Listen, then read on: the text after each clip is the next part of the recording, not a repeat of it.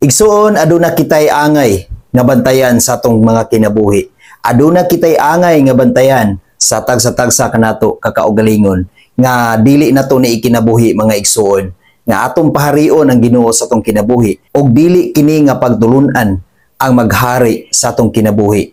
Isip mga anak sa Dios, isip mga Kristohanon, isip mga sumusunod diha ni Kristo. Mga igsuon, kini nga bersikulo nagpahinumdom sa atua sa Roma 8, bersikulo 7 hangtod sa 8. Nag-ingon, busa kaaway sa Dios ang tao nga kanunay maghuna-huna sa mga butang nga tawhanon kay dili man siya mutuman sa balaod sa Dios o dili gayud siya makatuman niini. Sa 8, ang tao nga nagkinabuhi sumala sa tawhanong kinaiya dili gayud makapahimuot sa Dios.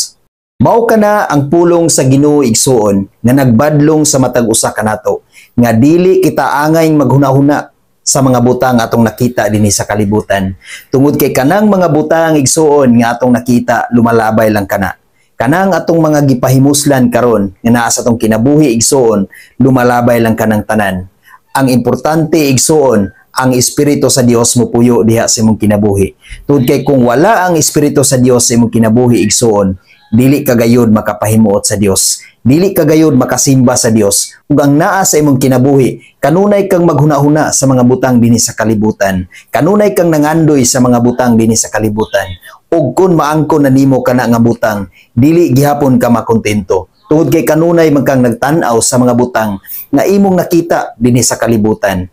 Igsuon hinumdumi kanunay ang pulong sa Ginoo nga wala kita nagkinabuhi sa mga butang atong nakita dinhi sa kalibutan kun dili nagkinabuhi kita pinaagi diha sa Ginoo.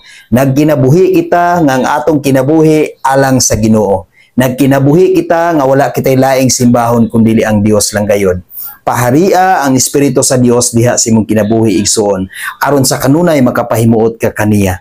Tungod kay kung magtan-aw ka sa mga butang nga imong nakita, kung nangandoy ka kanunay sa mga butang nga imong nakita, dili ka gayud makontento niya na igsuon ug dili ka gayud makapahimuot sa Ginoo igsuon. Gusto sa Dios igsuon nga bag-ohon ang atong kinabuhi. Gusto sa Dios igsuon nga bag-ohon kung unsa ang imong nahuna karon, kung unsa ang imong kinaiya karon. Gusto niya nga i-renew, i-restore ang imong nahuna nga wala kay lain nga pasidunggan, wala kay laing alagaran, wala kay tagaan og importante sa imong kinabuhi, kundi siya lang, kundi ang Dios lang, ug dili ang mga butang dinhi sa kalibutan. Tungod kay kanang tanan lumalabay lamang. Ang atong kinabuhi dinhi sa kalibutan lumalabay lamang. Maong importante kayo igsuon nga maghari ang Espiritu sa Dios sa atong kinabuhi aron sa kanunay makabuhat kita sa mga butang nga makapahimuot ngadto kaniya. Sa kanunay makasangyaw kita sa iyang pulong. Sa kanunay makadasig kita sa uban pinaagi sa pulong sa Dios. Sa kanunay igsuon kita ang mahimong kahayag ngadto sa uban, ngadto sa atong pamilya tungod kay ang Dios naghari man sa matag usa kanato. Atong hinumduman sa kanunay igsuon nga wala na kita nagkinabuhi nga minanduan sa tawhanon nga kinaiya. Busa igsoon ayaw padayuni kung unsa ang imong nahuna karon nga dili uyon sa kabubuton sa Dios. Tungod kay giluwas na kita sa Dios. Kitang tanan mga niluwas na sa Dios. Busa ato siyang paharion sa atong kasing-kasing isip iyang makatawhan aron sa kanunay igsuon makasimba ug makapahimuot kita kanunay diha kaniya. Amen. God bless sa tanan.